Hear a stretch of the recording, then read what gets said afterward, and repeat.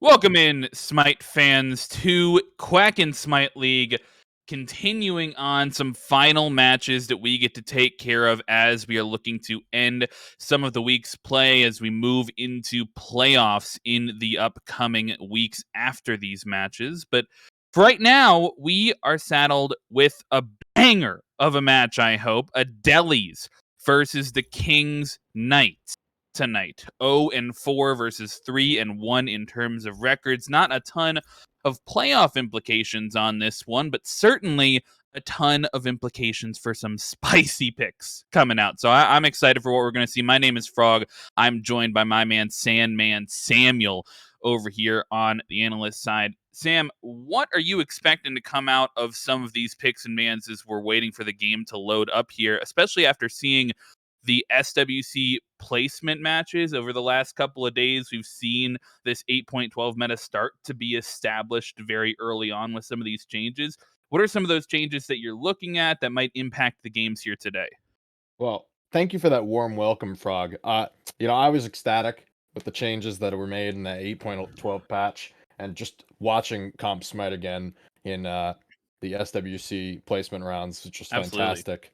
Uh, Biggest change I'm looking at is the changes to Eye of the Jungle.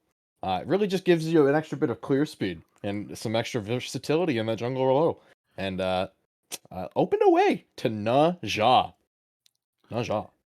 Yeah, Naja benefiting from that attack speed on that second ability, in addition to obviously the tankiness that comes out of Eye of the Jungle. I think that's why we saw it in a previous meta a little ways back, was that tankiness coming out of the upgraded Protector of the jungle. But I think we saw it, Sam for soccer play it, and three Eye of the Jungle games in a row, three Mercury games in a It, row, it, kind of ended mm, up dominating those games yeah. with that jungle pickup. So who knows if it was the god or the single-handedly the starter item that really Yeah. put him off to those leads. But some other changes coming through. Medusa, I know, is a god that caught your eye. Is that based on those changes? Is that true? Yeah, no, it was definitely the changes to the 2 that allows her to hit the anti-heal easily now. It'll proc 50% on all of her 2 hits. So, nice and easy sprays. You don't have to proc that on the lacerate anymore, which is less, and also a direct one-hit person. Lacerate goes through minions, allows to clear the wave a little bit faster, maybe to get some pressure off onto the enemy player in ADC or mid. I think we only saw it in ADC for the most part today, and yesterday. But yeah, she definitely gets a bit of extra pressure out of that. Yeah, definitely one of those picks that I think was bringing pressure already past that. I mean, that previous buff that she got a little ways back with the increase of her Viper shot to being 4 autos instead of 3 at all ranks was, I mean, that's just an insane boxing ability. So, bringing her out and making her a little bit better, that anti-heal a little bit easier to apply, especially as we've seen some prevalence with the return of a potential healing meta. I know that there were discussions around there back when we had the phase 3 playoffs. How do you think the meta is shaken out since then, seeing these last couple of days of play? And what do you think might be prioritized across the board here for the picks and bans in game number 1 in this set? Yeah, so you mentioned the healing meta that we just had a little bit ago. I think the most recent changes to nerf healing a bit, with the addition of buffs to Divine Ruin and some changes to certain anti-heal gods, definitely brings that down in the meta. I don't think we saw a whole lot of healing on either of the on any teams that really played outside of Aphrodite. But Yeah, we did yeah, see I'd say it's Aphrodite. definitely less prevalent. Yeah, we did see a bat picked a couple times today. I'm not sure, didn't seem to fare super well, but we will see if that is one of the picks these teams navigate towards as we are ready to jump into picks and bans for this game tonight. Now, we are watching live, folks, so these players are going to be experiencing the game the same as you watching them experience the game. Fun stuff on both ends. But that first ban comes out of the way, already getting off the board. Odin, little bit surprising. I don't know how I feel about Odin coming off the board. I feel like he's a very hit or miss pick, and it seems like he's gotten nerf in the last couple of patches, and he still stays near the top of the board in terms of prevalence. Yeah, not necessarily a solo lane god that I would have initially banned. I feel like Achilles, Camazotz, which has been banned, and Ardio have been more on the top end of solo lane in the last couple days.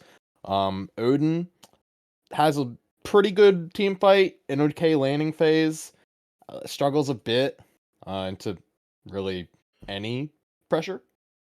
Um, but yeah, we do see that Yeah, ban. and as we see some other bands coming out here, Geb and Ardio on the side of Adelies. Now, do remember the Knights on the left side of your spectator UI, Adelies over on the right side. So the Knights having this first pick opportunity. I was just about to mention this Kleena as a potential for that first pick. Saw it coming out a number of times today in those placement matches, and just the raw damage coming out of that pick can be incredibly prevalent. But looks like they're not going to opt towards that god and remove it instead. Now we have all of the bands off the board. They have this first pick and they're going to opt to use it for the Mulan. That seems a Your little bit weird to me. chances How do you to feel win the about that? fight have Yeah, diminished. I feel like Mulan is definitely one of those gods that can be pretty solid. But generally feel like you're Feel picking my that for a blessing. specific kind of player who just wants to get in there, play nice and aggro, have a decent amount of healing, and do lots of damage in solo. I don't really see it as like super important to top pick, but if I mean maybe somebody on the other team plays that god, or our own solo laner for the adelies is fantastic on that character. It's hard to judge, but I'm not scoffing at it. Right? It's not bad. Right.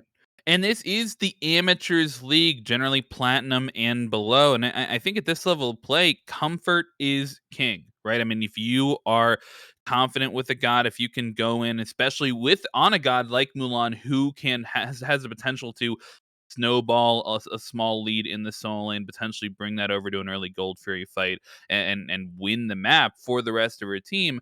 Something first picking that there, not too far off the board. But then we get a Terra and a Baba Yaga coming out of the It is side of time for some Adelies. Terra, fireworks. I think I see she did get a small change in 8.12, can no longer do that 2-1 combo and get both instances of damage there. But generally, still a fantastic team fighting god, brings all of that presence, has a solid laning phase past level 3. Baba Yaga on the other side, I mean, you think of her passive, you think of Stacks, and Stacks vibe pretty well with the Book of the Dead Death build, comes but by that got a night. recent nerf in 8.12. Yeah, and if I'm honest, I don't actually think that Baba Yaga wants the book build that much. I feel like that god relies too much on cooldown and flat pen to like really benefit too much from it. And you want to be able to stack out your oh jeez. You want to stack out your health stacking item. Uh Sure. You are No, yeah. Warlock finished. Sash is Warlock Staff, excuse me. Warlock Sash was a whole couple of different metas ago. But as we see these picks start to come through, Shi Blanque and Jing Chen picked up for the Knights, and Achilles, a prominent soul laner, picked up for the side of Adelies. Achilles is one that I might have seen better in the first pick spot over the Mulan. Just a really dominant lane this Achilles tends to have, especially bringing that execute. Do you like this top three coming out of Adelies? Yeah, I actually think both top threes are pretty good. I'd probably favor the Knights personally, just because I feel like it's a bit of an easier comp to execute. Um Mulan versus Achilles matchup, not like the worst thing in the world for a Mulan. Can get poked out pretty early. But generally speaking, she does actually win that, as far as I know. Sure. No, I tend to agree. Her early poke does definitely dominate most laning phases at this stage of the game.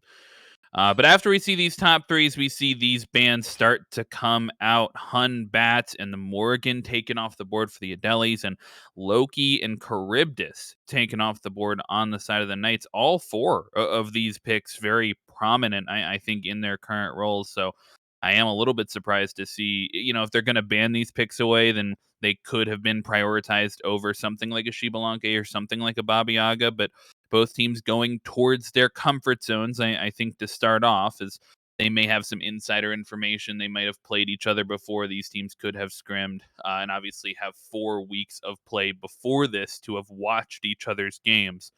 But now that we're seeing this fourth pick ready to come out for the Adelies, what do you think? Both teams still lacking a jungler. Where are you looking for the jungle presence to come out on either side to really bring their drafts together? Um, For the adelies, if I'm honest, it's a little bit weird of a draft to go for any jungler here. You can never really go wrong with like a Susano or an Erlang, but I know that Xing Chen can punish both of those pretty easily.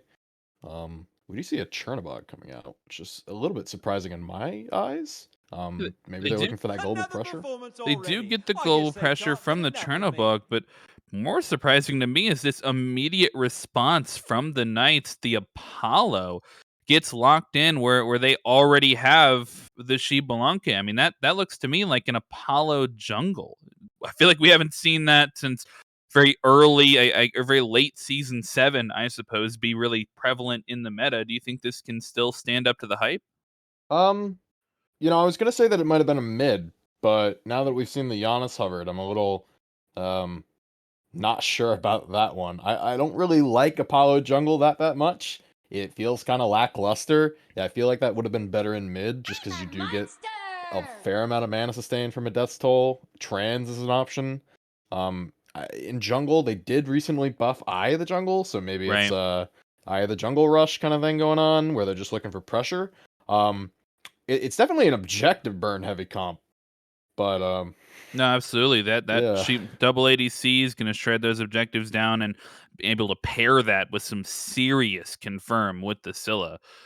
So they could see some success there. And on the side of Adelies, that last pick's going to come through, and the Bologna getting picked up. That feels to me like the Achilles probably pushed towards that jungle role, and the Bologna picked up over in the solo lane role. But Bologna is yet another pick that we haven't seen a lot of, and maybe coming back. I mean, hell, maybe coming back into the jungle once also because of Eye of the Jungle. Who knows where these picks will end up? Um, just due to the amount of hunters that are on the other team, I think the Bologna's a decent pickup. It's not like the best god that you can go, but I don't feel like it loses a lane to a Mulan too bad. You can interrupt the bludgeon with Mulan grappling hook, but like if I'm honest, it should be pretty even pressure. Um, Axe meta not bad with Bologna. Whether or not they go that is a completely different story. If I couldn't tell you. It's hard to Right. predict in I these mean, we games. yeah, it's gonna be telling to see how each of these players starts off their build. But as we're sort of loading into game here, let's talk about each of these drafts and how what their team fight looks like. You talked early on about that top 3 from the Knights being a little bit easier to execute. Do you think with these last 2 picks, they still have like a very solid team fight structure and how they want to play the team fights? They can sort of visualize how they want to play those fights from beginning to end, and you think they still are going to be able to have that success? If I had to look at objectively just team fight presence, I'd probably give it to the adelies. I think their comp is a lot better for that. Terra ulti can never really be discounted, and Baba Yaga ult is going to have a bit more impact, especially depending on how much the Scylla gets off. They do have decent setup from the Mulan and the Xing Chen for a Scylla, but Apollo isn't really going to be bringing any of that instantaneous setup unless he like has a blink, which would be really bad. But I Yeah, feel like we're looking for objective shreds and probably a bit of split push.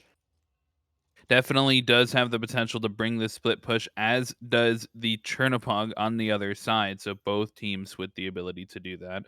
The Apollo feels a little bit weird to me in the sense of just how these fights get started, right? Because let's say it was replaced with the Susano, right? Susano feels like he wants to get into the back line. He wants to potentially find a pick if he can, but certainly he's in a spot in if he's playing correctly, he's in a spot sort of instantly to follow up some of the Mulan engage with that ultimate and be able to solo jungle dive very smite 101 into the back. Apollo not able to do that as easily, has to charge the ult, and if he's charging the ult beforehand, the enemy team's generally aware of it. It's more telegraphed coming in, and so I think Mulan is going to have to do a lot of the heavy lifting here in terms of zoning and in terms of fight engagements around some of these objectives. Yeah, I'd say most of the engagements are probably going to start off with some sort of Mulan grappling hook or Mulan just ulting into a couple people and just seeing how much CC they can get off onto each other. Um, the Apollo ulti could definitely come in, do some damage, but it depends on how long it takes for that engage to actually occur. Otherwise, he might burn through a lot of mana because they did up that a couple patches ago, so it's pretty significant. Um, Yeah, can't stay in the air forever. We'll let Apollo. If he does go trans, he'll be able to predict that. As we go on to the game, stay in the air a little bit longer. But I mean, my main issue with that is that it just gets telegraphed. Everybody can see an Apollo in the air. Everybody sort of knows he's coming, and they're planning their positioning around it. It's like when you hear the Thor ult from the depths of the jungle, and you're like prepared for for the rest of the team fight before it comes in. But as we try and load into game here one final time, as you're looking at these drafts, give me some of your final thoughts. Who are you favoring going into this game number one? yeah, immediate favor. I'd probably have to give it to Knights just based off record. If I'm looking exclusively at comp, I'd probably say adelies have the better draft. But this all comes down to who gets to late game first. For me, I'd say if adelies get late, they probably win just due to the better frontline options and a actual jungler that has some dive. Uh, yeah. Yeah, they do have the more traditional comp going in. Still unsure if it's going to be Bologna or Achilles, but I think we are raring to go, ready to get in to game number one here as soon as possible. Players loading in right now. And we talked about these initial builds that we wanted to see, right? And see how this axe potentially comes out. It does look like Bologna is going to end up in that solo lane, the axe build coming out as you talked about, but I mean, the first thing that catches my eye is this Warriors X also coming out of Baba Yaga. What are your thoughts? Yeah, I don't like that. I feel like she's gonna have a really hard time clearing against the Scylla. Scylla's got a conduit, and honestly, she's not a slouch when it comes to clear.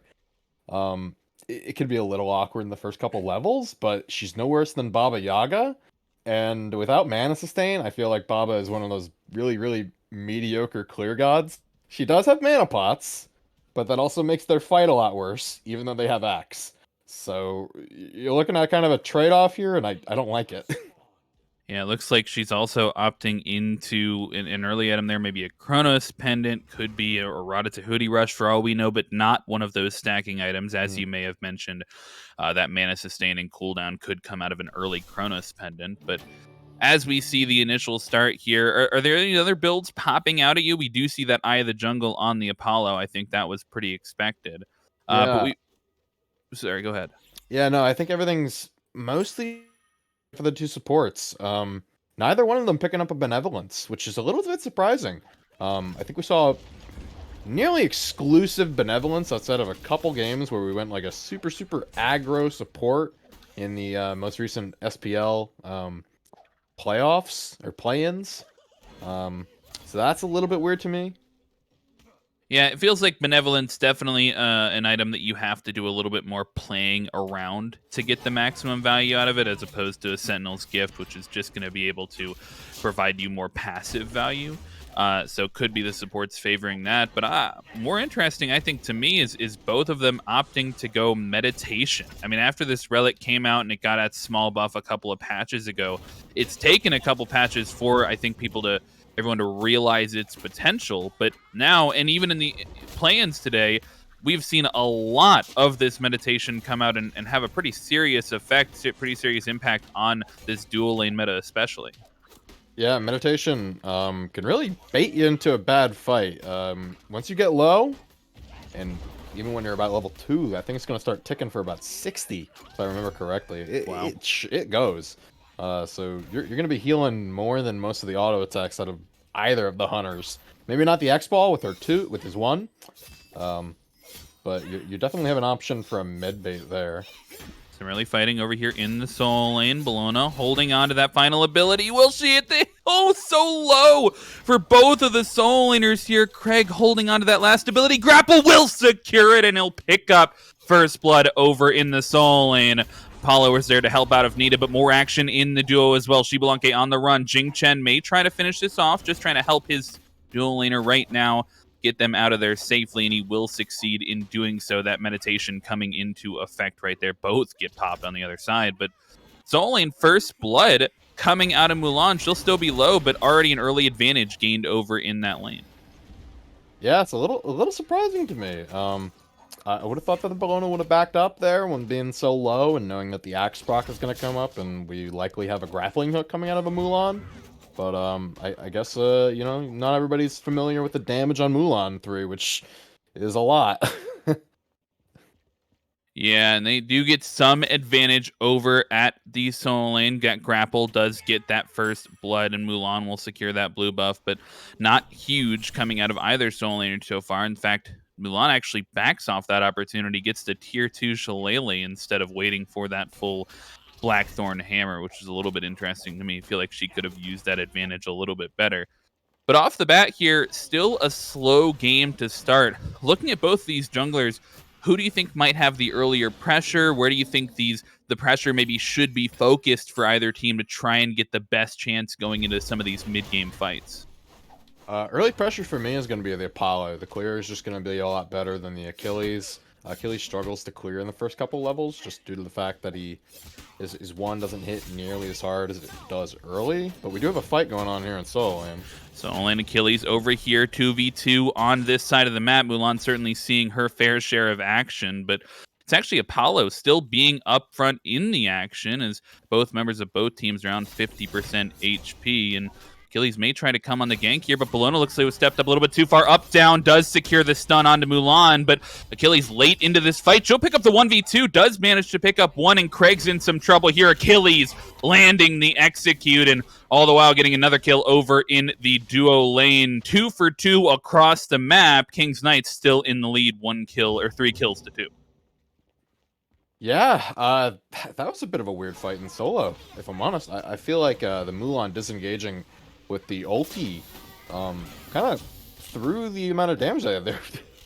Yeah, more kills coming over in the duo lane, and it looks like adelies able to answer back there and pick up 2 over in that duo lane with a good rotation or a good return from base, rather, from the Terra. But Achilles may have strayed too far forward, and it seems like action on both side lanes as we start the game. 4-4 now in the kills, and despite all this action, not a ton of gold lead favoring either side. We're even across the board in both gold and kills. Maybe some experience gain as we see some half-level leads maybe in the dual lane to start off the game, but it's really interesting to me so far that it has been so heavy on this side lane focus and not on the mid lane really at all.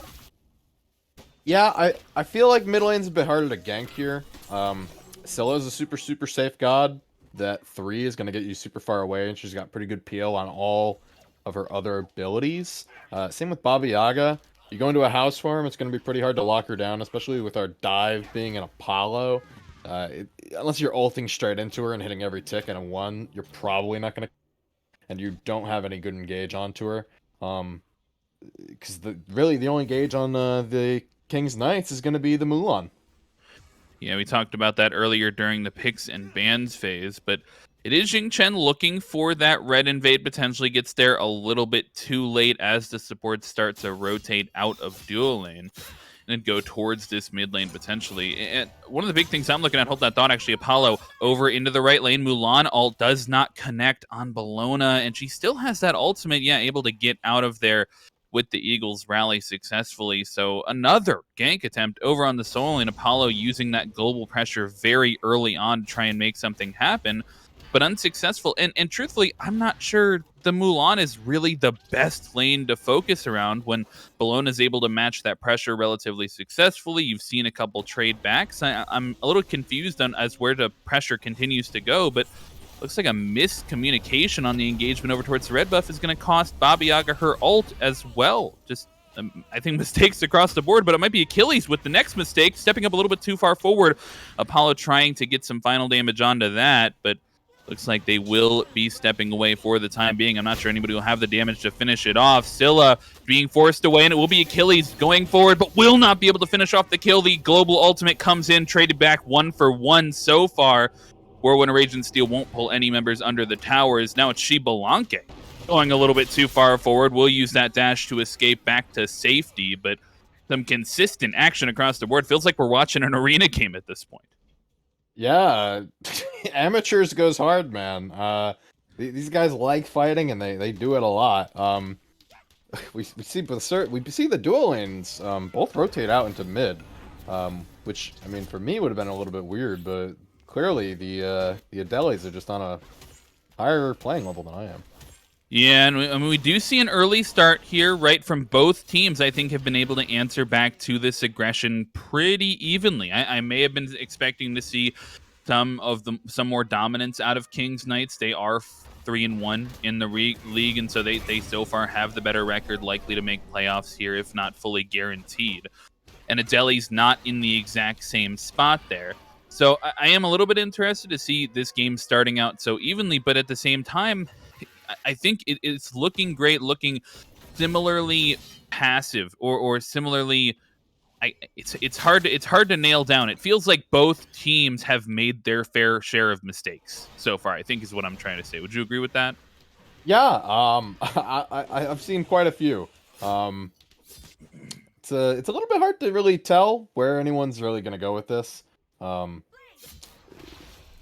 it's hard to judge based on the fact that everyone's just fighting all the time. So maybe they'll try to break something out in a specific lane, But but fighting just sort of erupts. I am actually getting word that all 5 players of the King's Knights are playing off role in different roles than their typical roles. So we do start out a fight here over towards the Gold Fury. Scorpion gets pulled in. That Global Ultimate will come in. Chernobog trying to help out his team, but still forced into the Amma Monster, looking to finish it off. Does hit one, looking for a second and trying to survive at the same time. Achilles not able to hit the execute. Fatal Strike off the mark, and so will I'm a Monster. But Apollo now stuck in the front line versus 2, and a triple root coming out of Xing Chen. That crush will take several members low. Achilles on the run now. Apollo trying to hit those last auto attacks, will successfully pick up that one, and still 2 members stuck in a rough spot. Shibalanke joining the fray now. X-Rev will pick up a double kill, a triple kill almost on the cards, but Nino will pull that one off, and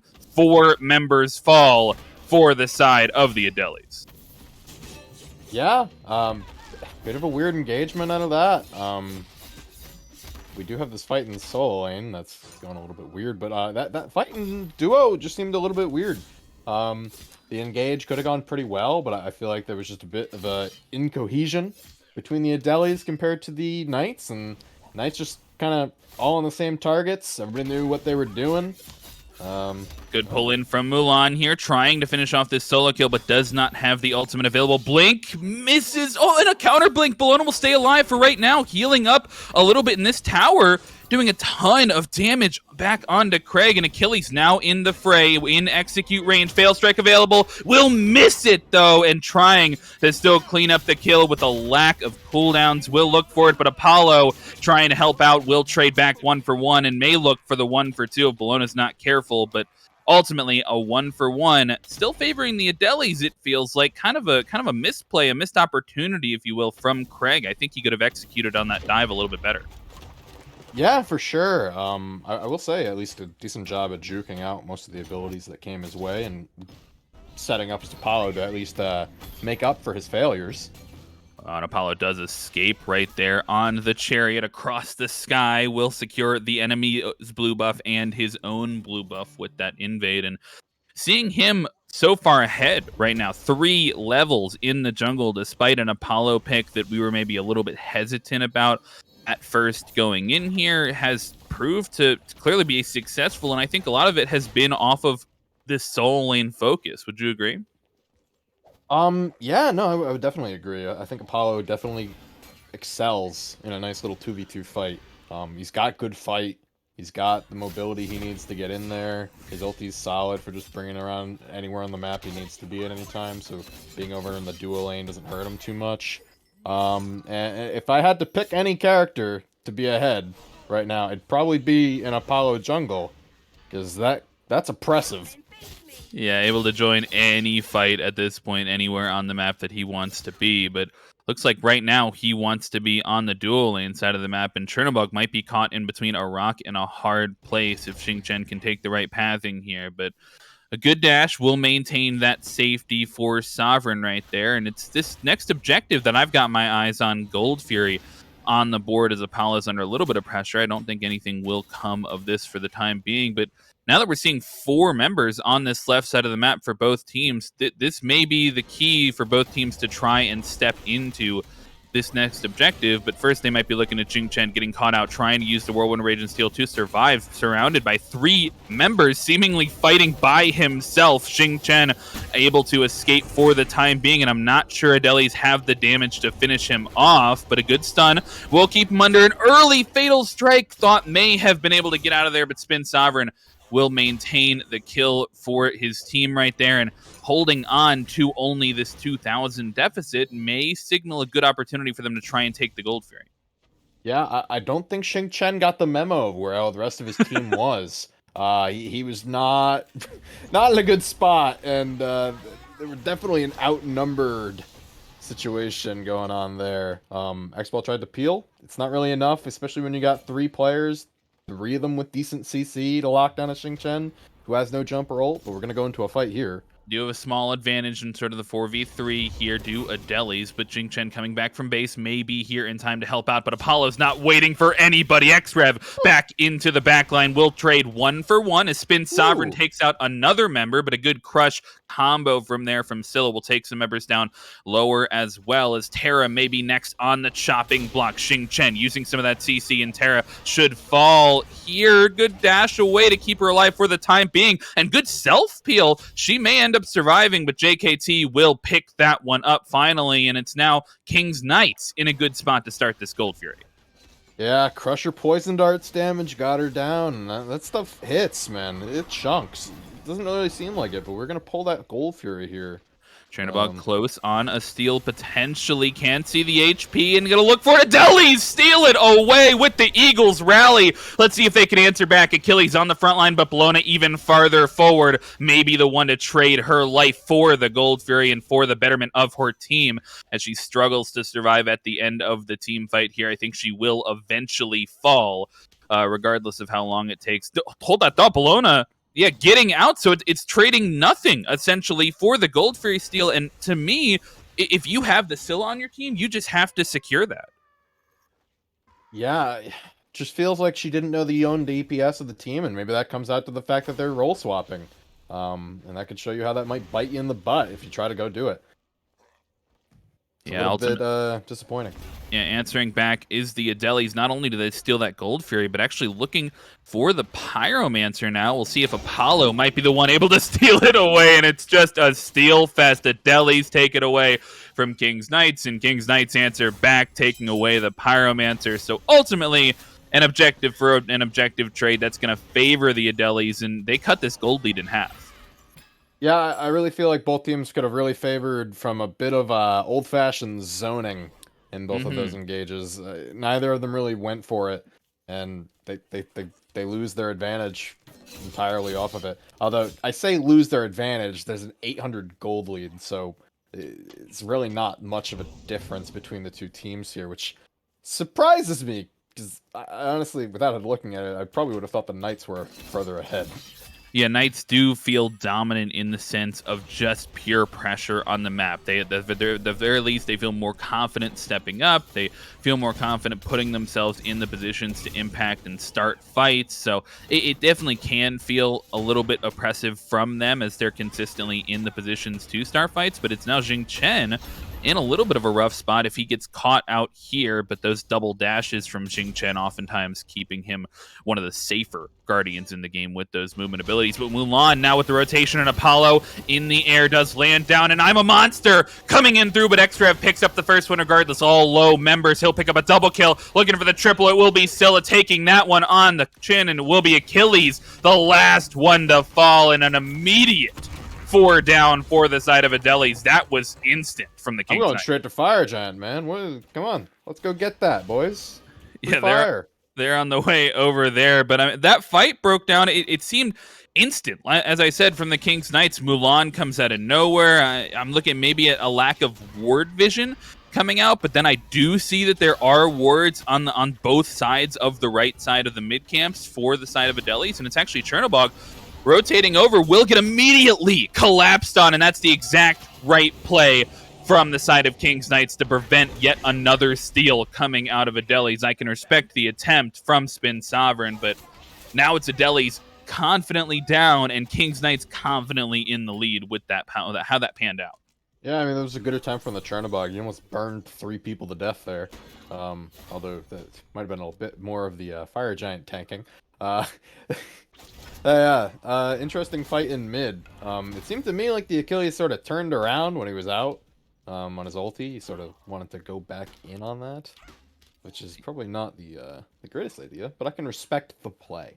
Yeah, it's hard to turn away from that execute symbol flashing on an enemy. Sometimes definitely tempting to go back in here, but as we now see King's Knights taking that fight confidently, taking the Fire Giant, and so early, 18 minutes into the game, how do you want to see them use this objective to try and solidify their lead? Is it just more sieging, or is it just more fighting? Well, it actually just might be more fighting off the bat. Apollo trying to 1v3 here in the mid lane, already taken very low, and that Fatal Strike ready once again, and another miss from the side of Panda Bear, not able to connect on the execute, but Sheba able to capitalize on the backline. JKT already have for good for one in this team fight, and Nino will fire back for a second. It seems like adelies cannot catch a break even in the 1v3. Not able to capitalize, not able to execute and pick up that one, and it will be King's Knights continuing to push with this Fire Giant. Shibalanke ult coming out. This tier 2 tower will continue to fall. X-Rev from the sky. Spin Sovereign falls. 3 members down, and they're going to push for this Phoenix. Yeah, I mean, I was gonna say that we were just gonna go for towers here, get our gold lead up, play a nice, slowish game. But I'm an idiot because I clearly haven't seen the rest of this game. I think it might be over. I don't know if these three can defend from this. We Short got respawn trouble timers. AC. Yeah, they do have the 3 members, and they do have the disarm. Eagles Rally goes in, but Bologna's falling fast. But a good stun will slow down the damage for the time being. 19 minutes it is. They don't have a ton of damage on this Titan just far, but it's already fallen to 50% HP, and Baba Yaga on the way out as well. X-Rev, nice autos from him to secure that one, but Bologna doing what she can, and the front line won't be enough. X-Rev will pick up a double kill to end the game, and that's King's Knights up 1-0. I can't believe no one died there on the sides of the King's Knights. That Yeah. was insane. That was a great defense out of the adelies. They just didn't have enough damage to make it happen. Too far behind. Oh, Yeah, I was a little bit worried that that push would be, I think, like a little bit overzealous. 19 minutes is quite early in any yeah. game to be trying to push down the Titan, and I'm as surprised as you are that they didn't die. And that it felt like Bologna right there had an initial Eagles rally, able to get in, block a lot of the damage, and then survives in for a second engage with the blink as well, and able to do as much as she could. Arbalist having a solid game, second most kills on her team. So, I mean, we did see some positive things, I feel like, out of the adelies, but ultimately Knights take it. How do you think that game goes down? Where do you think the turning point is? I would say the turning point has to be that fight on the in mid lane. Honestly, That the mid tier one? immediate tier 1 towered fight that just sort of took everything down, and then from there they just sort of snowballed the game. There was no looking back from that point onward. I don't even think they really had a chance back in after that. Yeah, they did have a dominant performance here, and especially X-Rev. I know we were initially hesitant about this Apollo, but 17,000 damage, top of the leaderboard for his team in both damage and kills. 11, 3, and 8 coming out for this Apollo jungle. That may be the player they're looking to shut down for adelies in game number 2. But speaking of game number 2, we're going to throw it to a quick break before we bring you that one. Stick around.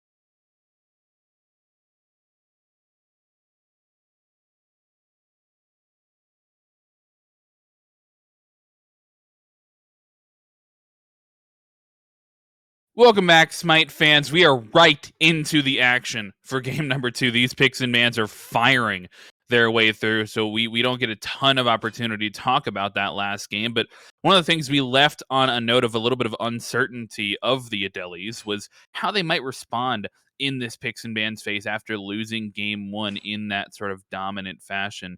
And it seems like they've chosen to opt into the second pick position here. Do you agree with that choice? Do you think that's the most optimal pick position to get the most value out of your draft? Yeah, I You'll mean, never based off defeat me. the picks that came out of the Knights the last time, Darkness I would falls say they're upon not you. super focused on anything that's like incredibly meta. So I would definitely take the second pick option to just grab Face those the two crushing nice meta picks that I'm sides. looking at. And for them, they got Camazotz and Terra. Uh, Wisdom shall be my Definitely two shield. pretty high end picks for team fighting, and Charybdis to be nice and The safe. whirling Yeah, pool they are of already biting off to a teeth. blazing start here. Bans coming out from both teams. Odin, Loki, Artio on the side of the Knights, and Mulan coming out. Apollo and Geb. Those were two picks that we talked about that had some dominance early on over in that solo lane. So immediately addressing those. Not a bad idea from the adelies. But you mentioned the Camazotz and Terra and Charybdis top 3 coming out of the adelies. On the other side, top 3 coming out Erlong, Shen, Set, and Athena. And Erlong, I mean, if you're looking at those 3 gods, you're thinking maybe Set's most likely rolls jungle, maybe Athena's most likely rolls solo.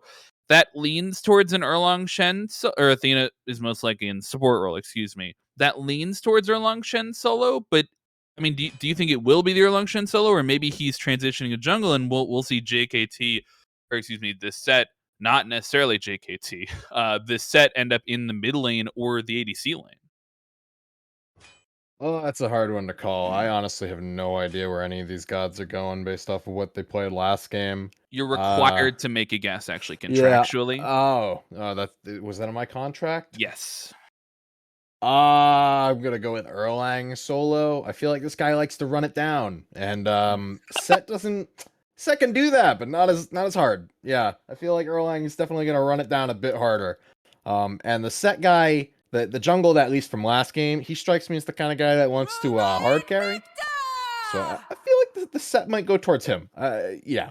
No, could potentially see that Set is the hard carry god. It potentially does have some aspects of that. I'm thinking more maybe Kali on that side comes to mind as one of the more popular junglers right now. But we see these last stage of Time is bans on our firing out side. Scylla and the Morrigan out of the Adelies, banning away 2 mid lane gods and one more mid lane god in the Only form of hit Tiamat and a solo what you laner aim in the at. form of Nike on the side of the Knights. Is these last couple picks getting locked in? Bologna on the side of Time to Adelies once again. They burn. did, I think, stand up pretty well. Bologna did get soloed early on, but was able to trade back in some earlier or in some later engagements during that laning phase. And then Kronos and Chiron, the last 2 locked in here, presumably for mid and ADC respectively, or ADC and mid respectively. Where do you think the most optimal places to put this Chiron and Kronos are? I'd have to say I'd probably put the Kronos in mid. I feel like he played Scylla last game pretty decently, so to put him on a nice safe-ish pick, because Kronos can't easily get killed. He's not mobile or anything. He just has a rewind. That'd probably be my bet, and I think the Chiron player played X-Ball last time. Not the most aggressive pick on either end of these. Chiron's got a bit better engage out of the two. Um, and actually, okay, I have literally no idea where any of these are going. If this is the actual last roundup, uh, Kronos jungle, Chiron solo, Set ADC, Athena mid, Lang Yes. jung. I love it. I absolutely love that call out of Sam. I think you're going to be right on par. On across the pond on the other side, though, this draft out of Adelies is looking maybe a little bit more tame. Terra support had some success from the Knights in game number 1, certainly seeing a good amount of that team fight presence. And since we were seeing essentially an arena game for the first 15 minutes, definitely getting some value early on out of that pick. But now we see some more meta picks coming out, and my eyes go immediately to this Charybdis and Camazotz in that top 3. Camazotz, a very prevalent jungler right now. We've seen some solo play out of him as well that has been successful, but looking to go towards that jungle role, I think, in this game particularly. And so we see that pick, and we also see this Cryptus incredibly safe in terms of the hunter role, and also has that resetting ultimate that we haven't seen tear up a team fight just yet in some of the other leagues going on, but certainly has the potential to do so. Do you like how this draft fits together?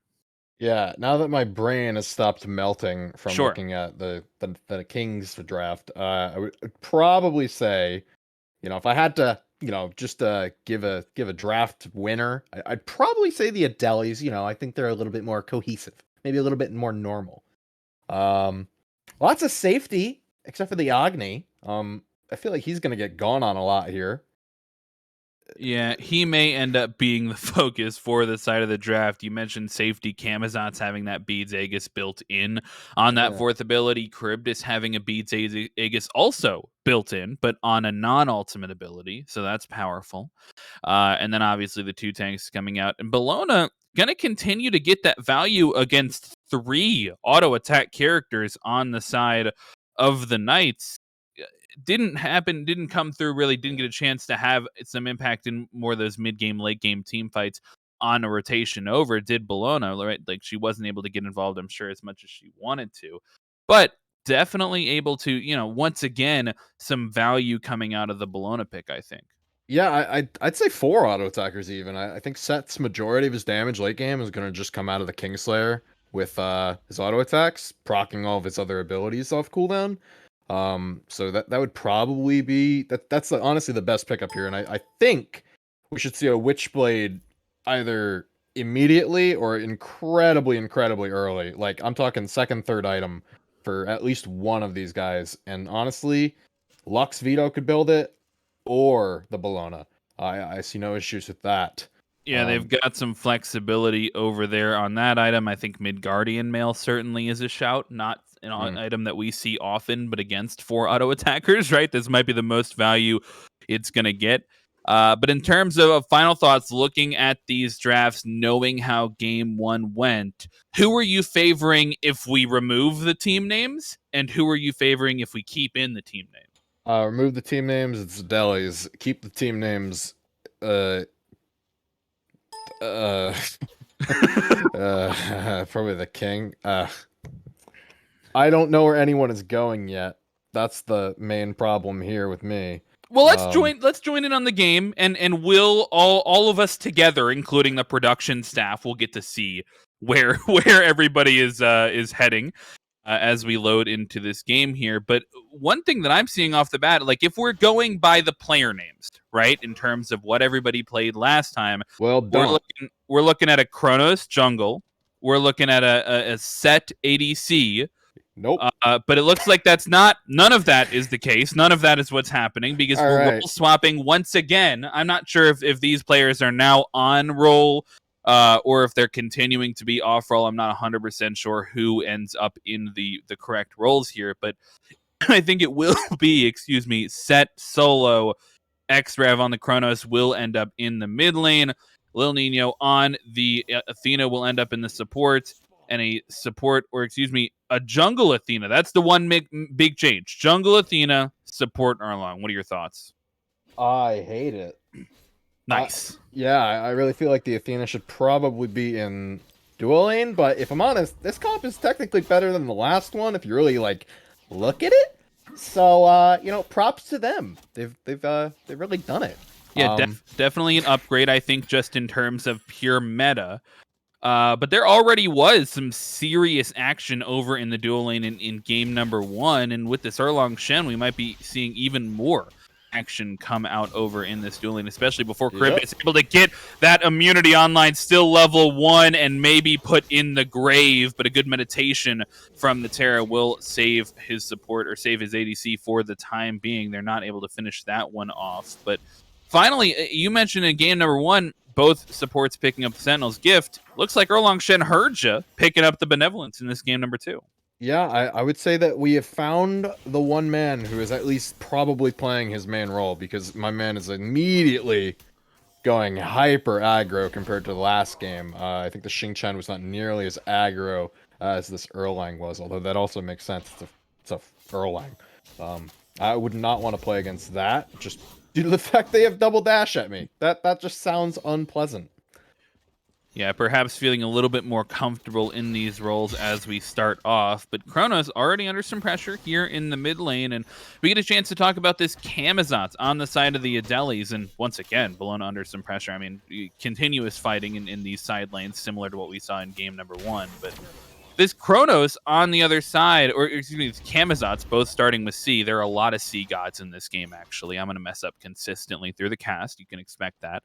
But this Camazotz on the other side, you can see early on already towards this solo lane, maybe looking for a blue invade, and this may be the opportunity they're looking for. Set blinking in, using his dash, will be finished off. An Arbalest actually able to pick up the solo kill. A little bit too aggressive from JKT. Yeah, interesting tower dive as a Set at level 3. As we know, Set, incredibly early game god. Super good lockdown early, 2 stuns, a root, all of those things, or none at all. But I think you may not be being 100% truthful with me right now. No, I'm telling you how it is. Well, regardless of all of the CC that is suddenly now in Set's kit, he's unable to pick up that early tower dive, and especially as an assassin, not helping out with those base protections nearly as much as a warrior does. So that first tower shot is going to end up sealing his fate over in the solo lane, and this time the solo kill goes over on the side of the adelies. Arbalest off to what I would say is a pretty good start, and if there is someone that you want off to a good start looking at the team comps, it might be this Bologna. Her potential to impact, hold that thought, actually, Agni holding onto that dash, or may have already used it to aggress the wave, and that will be finished off. Xrev, he was a level down, but getting himself up to level 5 with another solo kill in the mid lane, this time going the way of the Knights. Yeah, Xrev, no slouch. He is just doing his thing. Both roles. Gets lots of good kills. Camazotz blinking from in. Gamma. Oh no, the rewind gets off just in time, and Chronos is looking to turn it around. Does get the jump off, but holding on to his abilities, and will actually miss that last one, and he'll likely get taken out. Does hit the last bat out of hell, and Camazotz may try to turn this around onto the Athena, but good peel from the Agni will prevent any more follow-up from coming out. And I think that rewind may have been necessary, right, to survive that initial one, but then missing that ability as they tried to turn it around on the Camazotz, I think, sealed the Chronos' fate. Definitely necessary. I'm not sure if it would have helped him a whole lot. Right. Just Camazotz has so much damage at that point that rewinding to like 500, or I think we might have even been able to lower than that, like 400 or whatever. It's not going to save him from whatever the Camazotz ulti is dealing. Well, yeah, there's not a whole lot to do there. Yeah, he does end up getting taken out. 2 kills early on the side of adelies, similarly even to how we started out in game number 1. And Agni continually using this dash in a way where he ends up sort of like not back at his tower, right? And we saw an Agni today in the mid lane for the SPL. Hold that thought, Agni. A lot of damage coming out from Xrev. And I don't know if you knew this, Sam, but Chronos is actually one of the premier early game gods. Yeah. He's got a slow on the 1, double stun on the 2. He's just a solid early game character with no faults. Whereas a god like Agni, terrible early game. No damage, no free mana abilities or anything like that. Just kind of mid. Yeah. Weird to see the dash in by the Agni, or I guess dash out in this context. Oh. But he dashes a little bit of a fight actually going on over in the left side. Terra trying to avoid being taken down, but Craig will secure that one. It looks like Camazotz trying to make his presence known, but may have stepped too far into the danger zone as they try to turn around onto him. But some consistent action going on. Knights finding 2 kills across the board, and 2 of the 3 kills have been in the mid lane. Camazotz stepped up too far once again. Batted to hell. Hope he doesn't choose to. Yep. Definitely heading out. Definitely heading out. I think that's the right decision there. But it looks like Chronos may find another kill. Agni gets the beads forced out. Great backstep, though. Will avoid that basic attack, and he'll be able to survive. And Chronos does the get auto the attack rewind off. Not on the mark, but a good stun from the Terra will continue to put him under some pressure. Missed abilities. No, that's miss, and it looks like one more ability is needed, but running out of mana is Raging Panda Bear, and Chronos somehow finds his way out of that team fight successfully. But he's continuing this pressure onto Agni, just not sure how Agni's going to expected to safely farm in this mid lane from 2 levels down and a Chronos that is consistently on his heels. I am heartbroken for the Agni, and I am heartbroken for the Camazotz. For the Agni, because my team didn't pick up the Chronos running at me on a tier 1 tower. And for the Camazotz, who ran out of mana right when he needed it the most. That was an interesting play out of Chronos, and he's stepping up and just getting obliterated here. Yeah, without the rewind, a little bit of an interesting decision here, and finally they're able to pick this one up, but Erlang Shen trying to fire back will use everything at his disposal, but a good med will keep Agni alive for the time being, but a better Athena ultimate, Defender of Olympus, coming in and helping to finish that one off. Per Bang will get taken out 1-for-1 in the mid lane. Gotta think favoring adelies right now.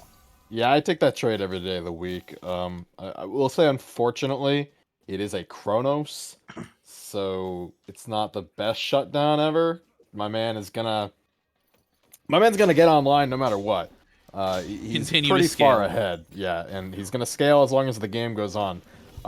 Interesting dash out of the Erlang there. Yeah, we see the support over in the Soul, not something we see incredibly often, but is not looking as much of a support build as it is looking like a more aggressive jungle build, perhaps. But it's Chiron over under some more pressure in the dual lane. He will not be able to finish off that kill with the Centaurus and will get taken down once again. The Agni, I think, picking up that one, or perhaps Lux. I wasn't sure who got that last hit there, but it will be Camazotz better to hell forced out in the mid lane. And once again, we're seeing action after action after action, and Erlang Shen might be adding to the plate, walking through here with Athena, trying to catch some members, maybe lazy backing here, but it might be Terra in the most rough spot of her teammates, trapped between 4 members right now, taking some good pathing to get back safely to the tier 1 tower, and it looks like they'll just pick up this Gold Fury Scorpion instead. Yeah, it looks to me like Chiron didn't get the memo where the Erlang Shen was going to be, Erlang taking a nice little vacation to Soul Lane, get some farm, a totem. Chiron, no idea, up there by himself. He just wants to fight. Somebody help this man fight. Yeah, being a little bit too overzealous, perhaps, but Charybdis caught in a rough spot. Erlang Shen wants to go in, and that taunt will grab 2 members, but the Maw saves her team for the time being. Triple stun coming out, and JKT will grab one on the back end. Spin Sovereign gets taken out, and it's 2 members down so far for the adelies. 3rd will get added to the pile, and X-Rev will pick up that one. Bologna finally in on the back end, may try to help her team out, but that taunt, she may have stepped in more than she can chew. And low members, though, Lil Nino will get picked up, then set, taking another tower shot. Chronos with the rewind into the tower will pick up a double kill delayed in that fight, and they might look for the Gold Fury off this. I don't think they're going to go for gold, but they'll definitely get a tier 1 tower. That was a bit of a med gap right there, man. Meditation did some work for the King's side. I don't think it did a whole lot for Terra or for the adelies. We are going to go for the Scorpion over in the right side, which is good. It's always good to get that pre-10 minutes, because that'll mean your Pyromancer can't really come up. You got that free gold. But we did that a little late, but hey, late is better than never.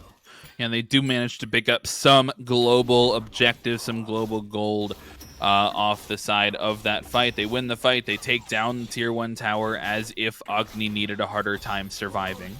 But it looks like Erlang actually trying to survive over himself over at this blue buff will not succeed, and Chiron may not succeed either over at this purple buff. He did manage to get the solo kill onto his enemy ADC, but Agni doing a great job, 3 for 3 on the dodges from the Centaurus, and Craig will get taken down one more time. He's fallen a couple times over towards that purple buff, but still King's Knights in a convincing lead at this point in the game. 2,000 gold up, and we're now waiting for where this next objective fight is going to go and how it's going to turn out. Likely to be at this Gold Fury.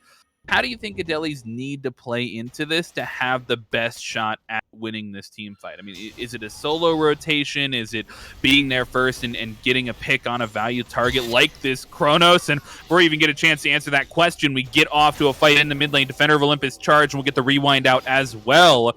Batter to hell will get some ults traded, but Camazot stepping too far forward, deleted in the mid lane, and maybe more to follow if Set has his way. Kingslayer, online Agni looking to stay safe right now, but that Eagles rally will secure the kill 1-for-1.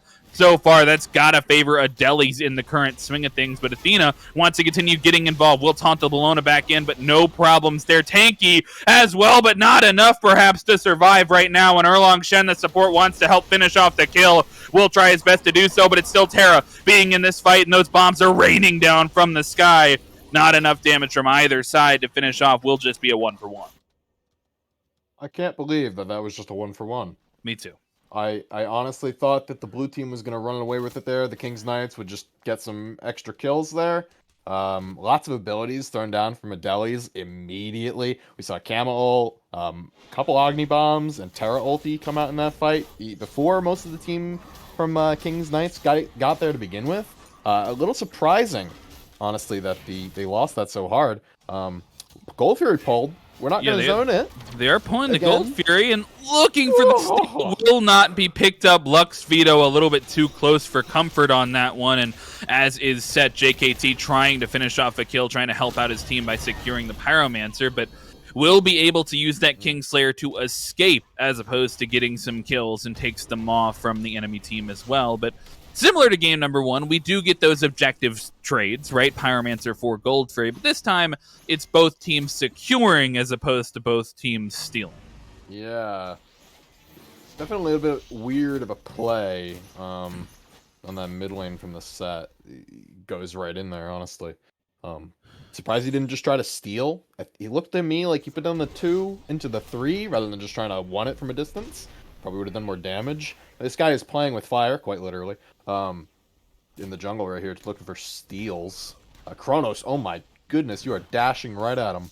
Yeah, and they're trying to go in right here. Kronos getting the Athena help, Defender of Olympus charge, and now it's actually him in a little bit of trouble. The rewind gets forced off in a not too dangerous scenario, but Bellona's the one that he ends up next to in the backline, and that taunt will be off the mark as well for the time being. 5v5 over here towards the tier 2 tower, and we'll see who can come out on top as both those meds get their value down for the time being, so that Terra ult's going to be the only healing coming out, and Terra's the only one in the front line right now. Looks like adelies are a little bit hesitant to try and engage as Erlong Shen tries to make something happen at the front of the tower, but will be Agni almost getting taken down. Those Centaurus shots not long range enough to reach him, as continuing to almost get some of these kills, but they're just, it seems like both teams are struggling to finish some of these engagements.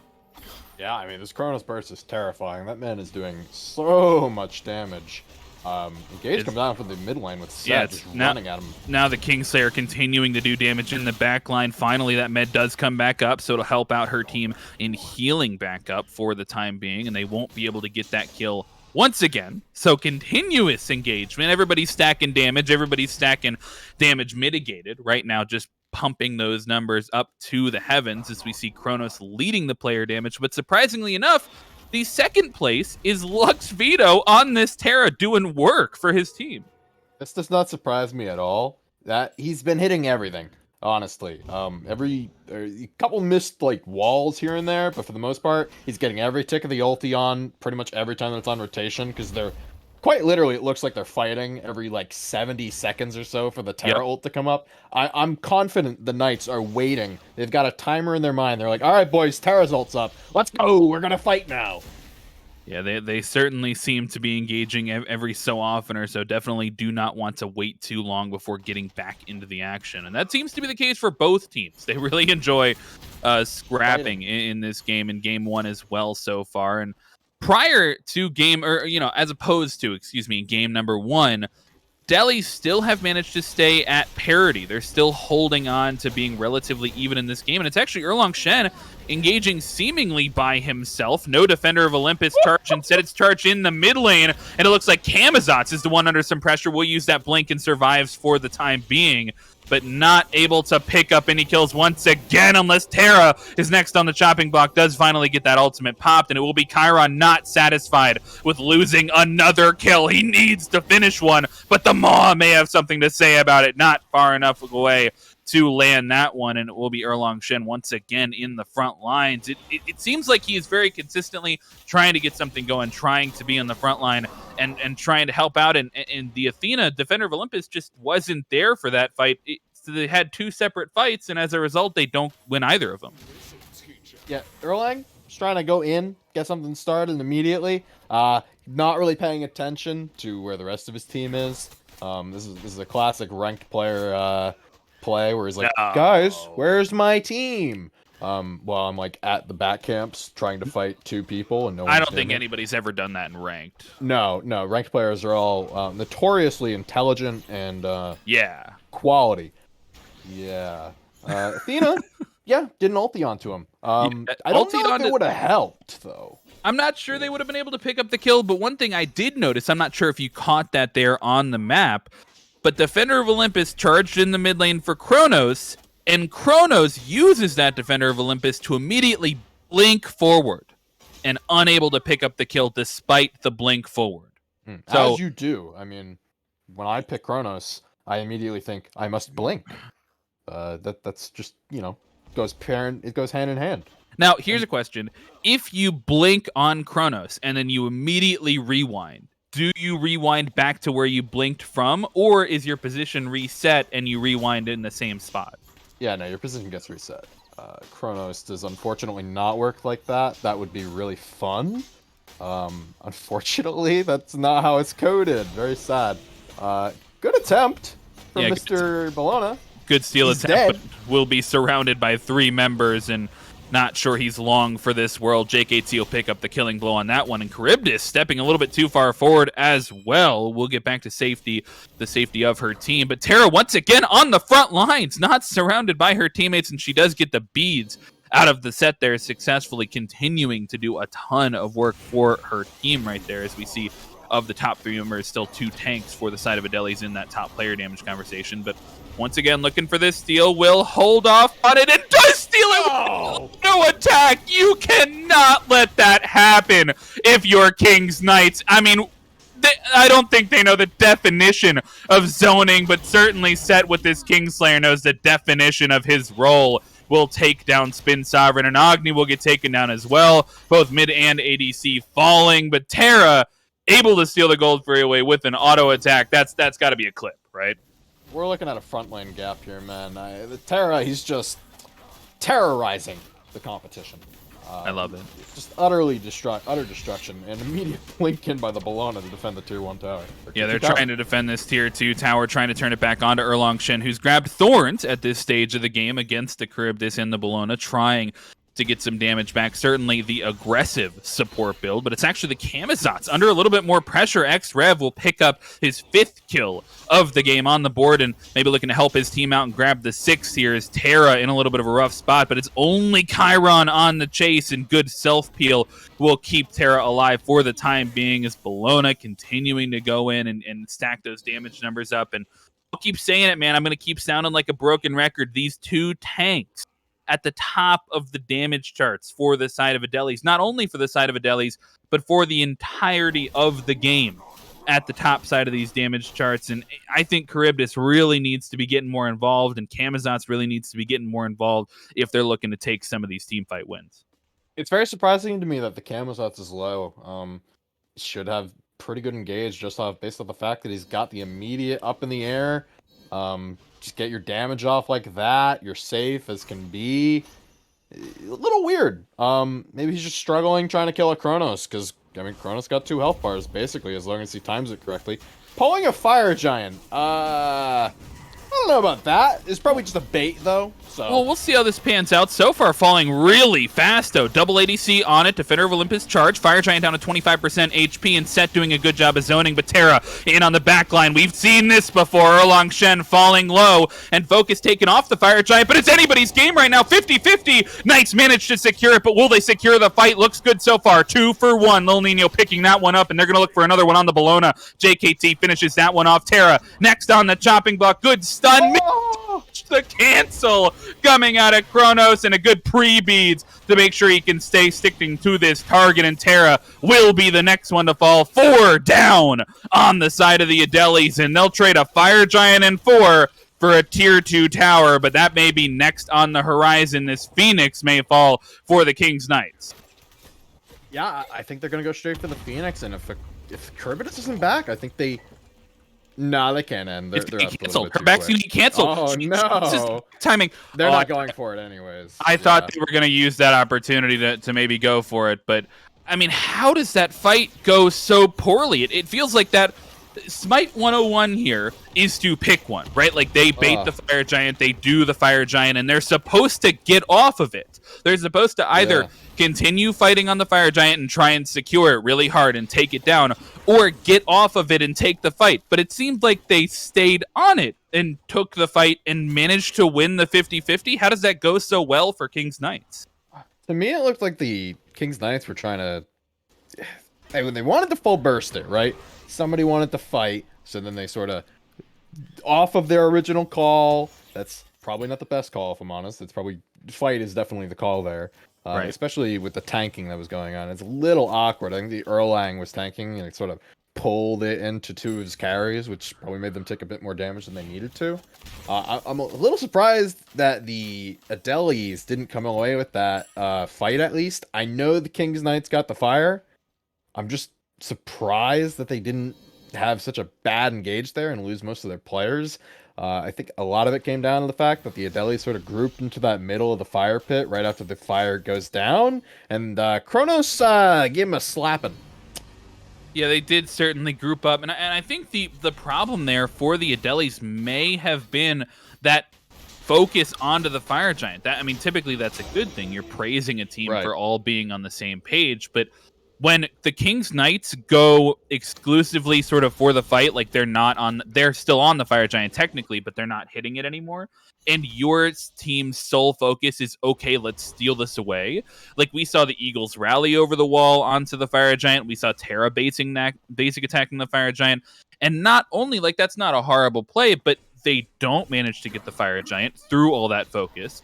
And because they use all that focus, they have add positioning for the fight to follow, and they're lacking cooldowns for the fight to follow, right? So not able to put up as much of a fight as I think they should have. I think they may have wanted to have a different focus there, but all of a sudden, just like that tier 1 tower fight may have been the turning point in game number 1, that fight certainly could be called a turning point in game number 2, as they're getting ready to push down this left-hand side Phoenix. The Camel looking like he wants to go on the Kronos here, and I bet the Kronos wants to go on the Camazotz here. Immediate dive in from the set onto the left Phoenix, and the fighting is just immediately started.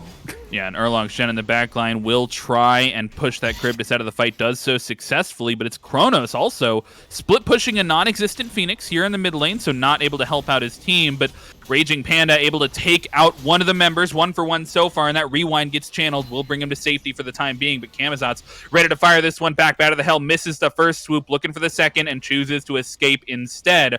But Set, not getting a ton of value out of that Kingslayer either, will just secure the Phoenix for the time being. And now, with how low they are, I think they have to back up at risk of getting out here, but Chiron forced under a little bit of pressure here, and it will be Kronos. The side Kronos stun. On the backside, getting the Kronos stun and looking for some more, and they may be overstaying here. I think they might be overstaying a bit here, honestly. The rest of the... Yeah, red team's fully healthy. Oh my goodness, the Kronos damage! X-Rev, huge answer back, spin Sovereign. What a mistake to take that fight. Thought that he could stand up to the Kronos, but X-Rev making him look foolish there. For a second there, I thought he had a Polynomicon, man. He doesn't. That's the Athena. Yeah, and it's Camazotz once again. Oh. Answer back. He'll do a little bit more damage. They finally take out X-Rev. But it's Chiron on the front line. They just keep wanting to fight, man. Chiron now wants to get involved here and look at the carries as well. Agni, not aware, perhaps, of this Chiron behind him. Chiron, we fed some of these, and Athena holding on to that ultimate. Has it available, has the Defender of Olympus, but waiting to use it. And instead, it will be Terra under some pressure, trying to turn it around. And Agni using those rain fires over in the way, but immediately gone on. You saw those 2 turns over towards Agni, and he'll be the focus. Does not have the beads available. Will be taken out as they're going to try to turn that around, but a great 9 turns blessing will bring 2 members back in, and they have to be careful. They've got 2 Phoenixes or 1 Phoenix down at this point. Their Titan's going to fall lower. They're not going to be able to deal with this wave of fire minions. They will get some more damage on this Titan, but they have to regroup. And I mean, the next question comes around this next Fire Giant. 26 minutes. It's not going to be the enhanced Fire Giant. And after all that fighting and how low their Titan is, do you think they even have the ability to defend this Fire Giant? I don't think they have the ability to defend this Fire Giant, honestly. Unless they get a nice pick here onto an Erlang, which I also don't see happening. You know, he's got an Athena ult. Whether or not it comes out, no. Yeah. Not the best look from lineman Nelson there. Does get taken out a little bit early on, but still his team feeling confident and pushing up, and for a good reason. Raging Panda Bear taken down there without the safety of Batter to Hell, not able to survive. So will be a 1-for-1 trade so far, and they're not afraid to pick up this Fire Giant. Terra waiting in the wings to try and steal this away, as she has potentially before. She'll look for it. Look for the auto attacks, and they do so close to stealing it away. Have to respect the attempt coming in Flux Veto, but it will be King's Knights still on the board with the buff, and they're looking to push down this mid Phoenix. You hate to see it, man. You hate to see it. Bologna, don't lazy back there. Oh, Agni is dead? Oh no, Agni should be dead? Both relics once again, and Kingslayer is going to finish that one off. That increased movement speed will enable him to pick that one up. And once again, charging the Thorns, able to help his team out, finish off Arbalest, and forced into the backline. Charybdis will stay along for the time being, but Spin Sovereign, we'll see if he can defend 1 versus 5. I'm not sure he is up to the task. Falling low already. Aegis forced out, and the Titan doesn't have one of those Aegis abilities, so will be taken out, falling too low to survive. And King's Knights take 2-0 in the set. Oh man, that is got to be a little bit painful. I know there was no standings risk here, so games are really just for fun and improvement. But that's gotta hurt. It hurts a little bit, but at the same time, I think both games get really won off of a single turning point, right? I mean, you can look back at both games and really focus on a single point where adelies may have been a little bit down, may have been 1,000 or 2,000 behind, but continued to fight back well until that one point that really exploded the game for the Knights. So it's not too bad a look for the adelies. I would say there's still positive things to draw on. For me, both games were pretty even until a midline fight, almost exactly the same time-ish. The midline fights go a little bit bad for the adelies, and then from there, the snowball picks up, because late game comp like that is hard to stop. It's definitely a bit later game than the adelies comp. Maybe if the adelies sort of slowed the game down a bit more and paced themselves with the fighting and didn't sort of play into the hyper aggro Erlang Athena combo, it'd be a little bit better. But I think the early game was pretty decent out of them. If not, maybe a little bit more coordinated, and they could come away with that game, no problem. Well, it was game number 1 being, I think, led by Xrev, that time on the Apollo jungle, coming out in the Kronos mid this time, able to continue topping his team in the damage charts, continue 10-3-9. Fantastic game from the Kronos, and still some good things, still some good damage numbers being seen at the end of the game out of both teams. But ultimately, King's Knights are going to end up taking this one at the end of the day. They'll proceed to 4-1 in their division, and they're going to have good playoff contentions, it looks like, as we continue to that in the next couple weeks. Make sure to stick around and continue to watch them. But we are going to throw it to a quick break and try to come back to you with an interview. Stick around.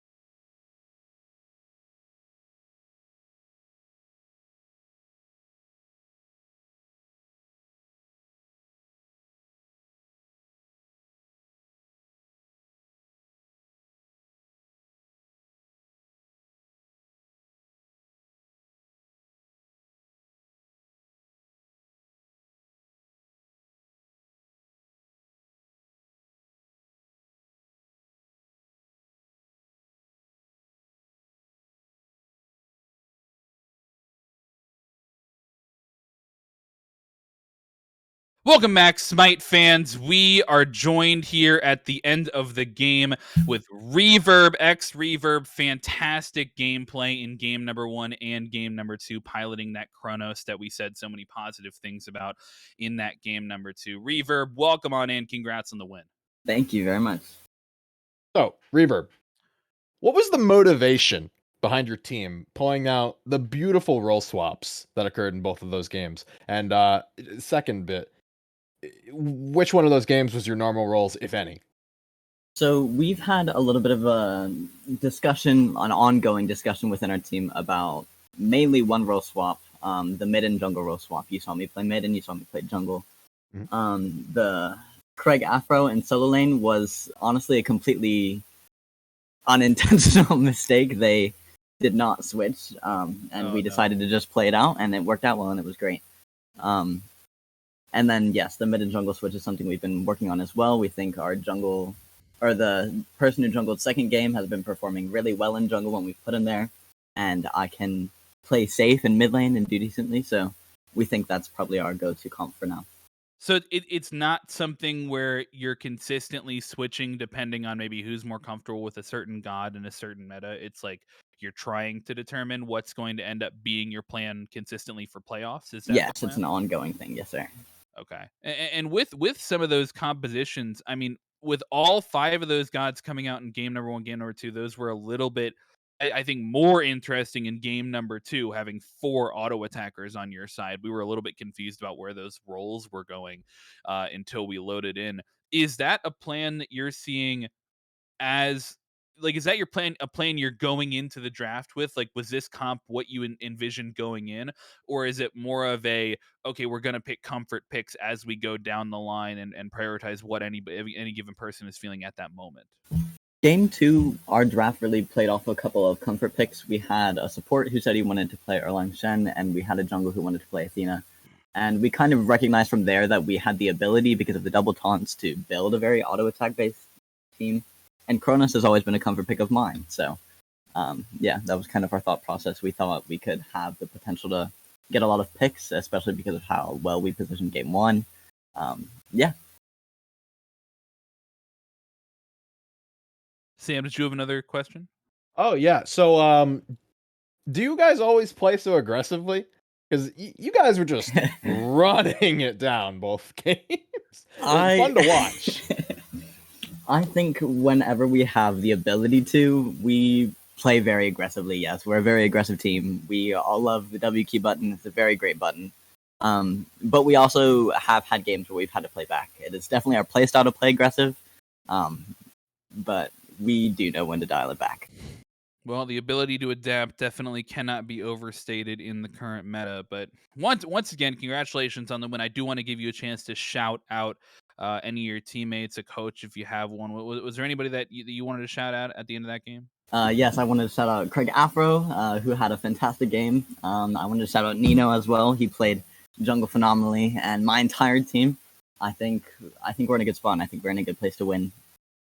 Absolutely. Well, I feel confident going into the playoffs about your chances if you guys continue to play on that same level. But a lot of good teams out there, so gonna have to keep up that strategy, that game style, keep up with the meta if you want to have a chance at winning a round. Speaking of the next games, folks, if you're watching what we've got going on tomorrow, 9 p.m. is going to be the time the stream's going live. We're going to have the Reapers versus the Apes, another fantastic game, possibly some playoff contentions, playoff ramifications going into that game, as well as we move towards the next couple of weeks, those playoffs weeks coming into January here. But that is all we have for tonight. Make sure to come out tomorrow for that game happening. We've actually got 2 games, excuse me. I don't want to forget Ferrymen versus Frost Foxes also happening tomorrow. 6:45 is the call time for that. I expect to see every single one of you out here for that fantastic game 1 and game 2, Reapers versus Apes once again. But that is all we have for you here tonight. I have been Frog. I've been joined by Sandman Samuel along this fantastic cast. We've really enjoyed bringing it to you, and we hope to see you tomorrow night.